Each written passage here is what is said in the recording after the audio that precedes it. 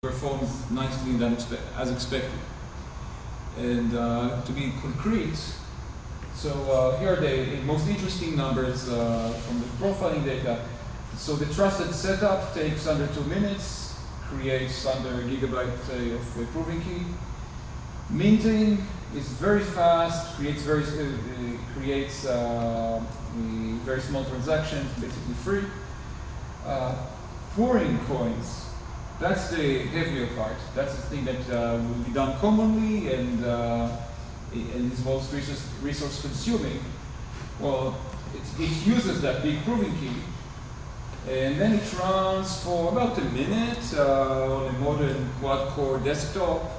On a smaller device, it would be less. It would improve with time. How long did you say it ran? How long did you say it ran for? About a minute, 46 seconds. Oh, okay, I'm sorry. I thought you said 10. Sorry. Go ahead.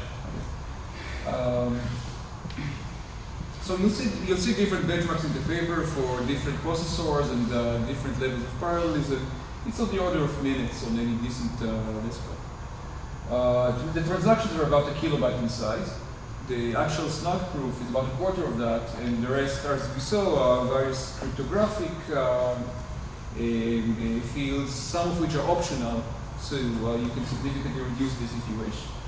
Verifying transactions takes under 9 milliseconds, and receiving takes under 2 milliseconds to check a transaction and extract the secret values if they are addressed to you. So I guess the support transaction is probably the most bothersome aspect. But then if you remember that even today Bitcoin transactions take on the order of many minutes to go through, then it looks like this order of magnitude is acceptable. We'll certainly try to improve it, but it seems already right. In terms of integration, and I think I should be going fast here, there are several ways to go about actually using ZeroCash. One is to consider it an independent currency, sitting on top of some ledger, perhaps provided by some other currency using external techniques, perhaps its own. But I think a more attractive option is a hybrid system that allows for smooth transition between public and anonymous values, just like we described so far. Minting consumes a public Bitcoin and creates an anonymized ZeroCash coin, and when you pour, you can convert some of your ZeroCash coins back into public Bitcoins. And it falls very nicely into the framework of Bitcoin's inputs and outputs. In the generalized scheme, you can have a transaction in the Bitcoin style, in the Bitcoin sense, where every inputted transaction can be, as usual in Bitcoin, a pointer to the output of a previous transaction. Or it can be a ZeroCash pour transaction that released some ZeroCash coins. That would be considered an input into the Bitcoin transaction, right? Some new value appeared, it can be used up. And then on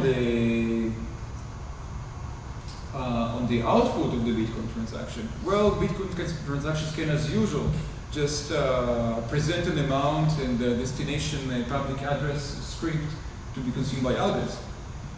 But the output can also be a zero-coin mint transaction that takes that leftover value and converts it into ZeroCash. So the input of one is the output of the other, and vice versa. Therefore, you can smoothly transition back and forth according to what your requirements or merchants or regulators says. And we'll get to regulators later. Now, the environments and things are the one you would want. You can imagine what they are, so let's keep forward.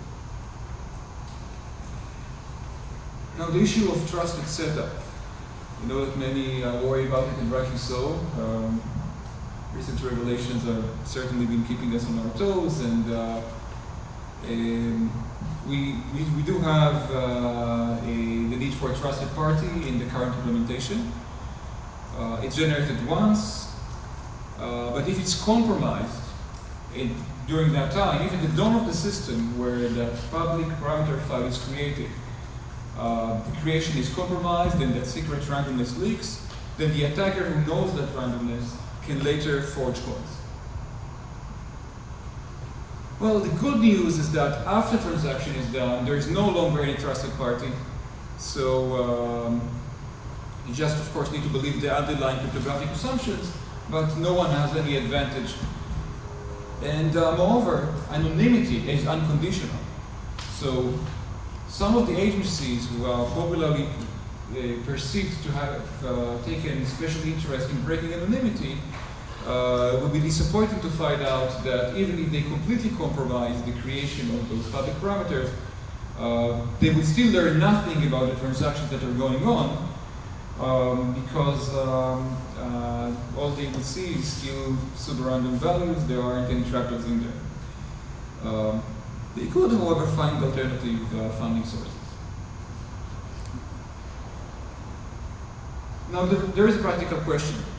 Before anyone can use this, then we as researchers, as the community, as prospective users, as the industry, we need to figure out a reasonable, trustworthy protocol for running that setup algorithm. So it can be multi-party computation, it can be a big committee of wise old men trusted by everyone, it can be something physical, and I'm sure that at the end of the game we'll have a lot of fun crashing that computer with big hammers and flamethrowers to make sure that no randomness leaks out.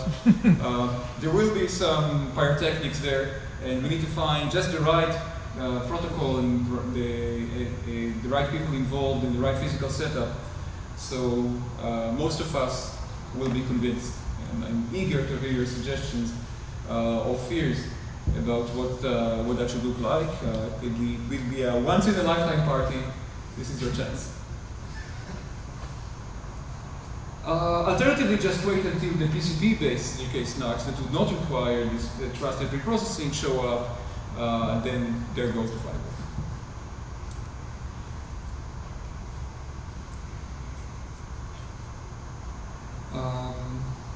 Well, you could compare the trust assumptions to Polyworks. Let's skip this in the interest of time and get right back to the conclusions and the discussions of the road ahead. So I gave you a taste of ZeroCash.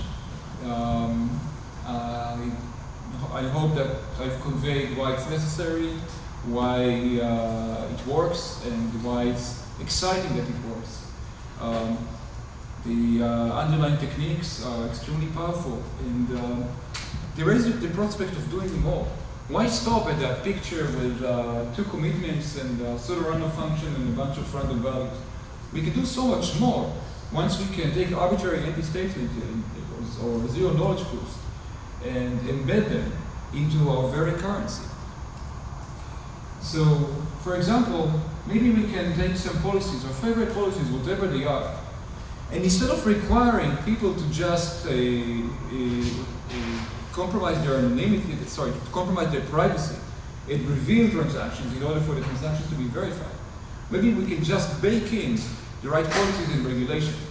For example, enforcing cryptographically that a citizen would be able to make transactions only while paying the correct taxes, in a way that just works without revealing the transactions necessarily, without the opportunity of corrupt tax employees making favors or abusing information.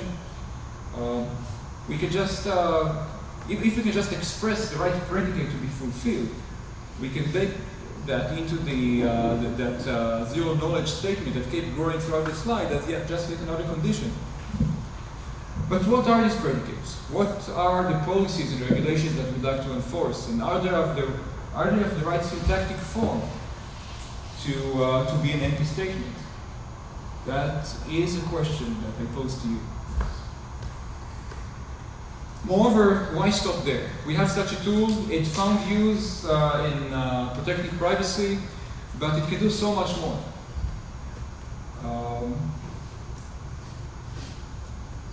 One idea that came up that we've been discussing for a while is blockchain compression. The zero knowledge snarks that we use are zero knowledge. That's the main property that we used for anonymity, but they're also succinct. That's what we use for performance. And they're so succinct that I can prove something about the whole blockchain, gigabytes and gigabytes of data, and summarize it into a few hundred bytes. For example, I can prove that in plain Bitcoin, I can prove that the transaction is unspent, and have you verify that in a few milliseconds, without scanning the whole blockchain.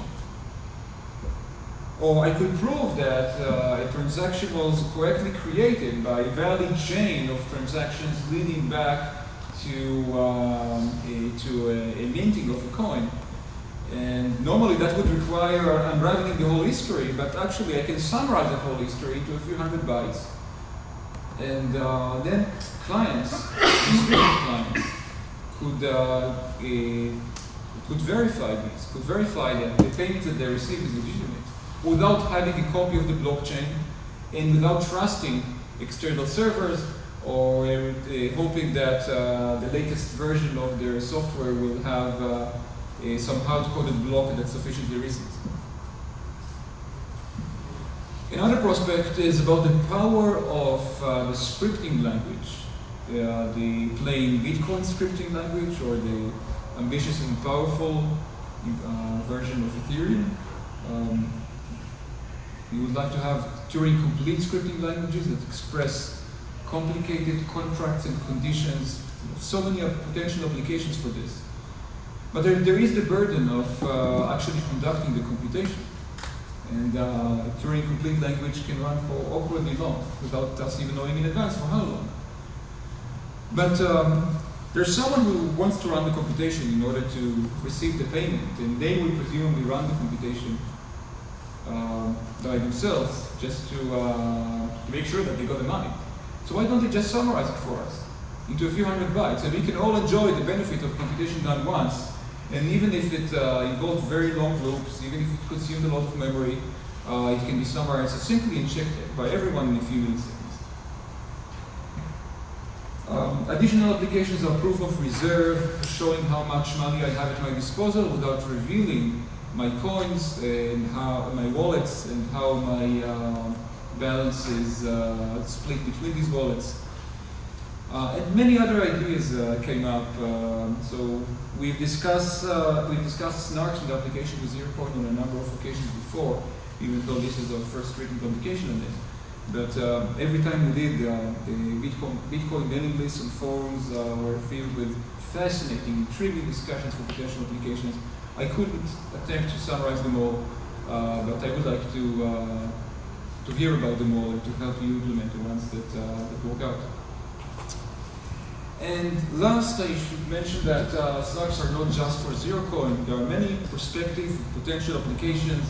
Outsourcing information to an entrusted cloud, trusting city-at-home style computations, proving the provenance of data, enforcing consistency in massively multiplayer online games without loading the server, proving provenance under various regulations, and much more.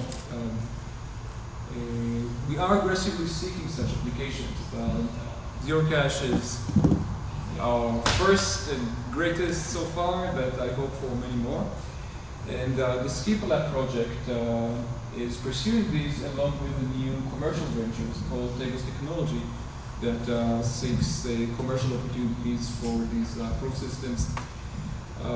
If you have ideas within or beyond the realm of Bitcoin, we would like to help you make them possible.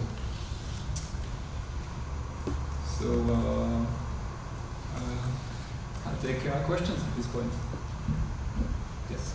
ZeroCash that you use for your EC2 test implementation, is that up on some repo that people can look at and work with? So ZeroCash is under development. We are still stabilizing and testing. We would like to be as confident as we can before releasing such code upon the world where it could be hastily used. What we will open source soon is the first component, which is an underlying library called libsnark, which provides the basic cryptographic system. That can be used to create proofs for arbitrary statements, and we will follow on with the further releases. How early? Next week? Actually, libsnark is expected within the next few days.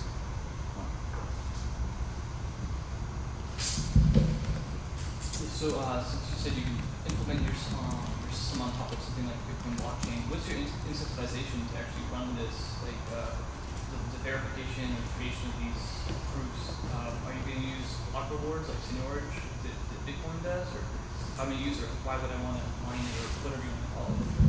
So there is an excellent question of mining incentives. So one lucrative, simple way to do it is to piggyback on an existing blockchain that has its own mining incentives. But in general, it's the same question as for other altcoins, and it has been extensively studied. We are still evaluating the best option for ZeroCash.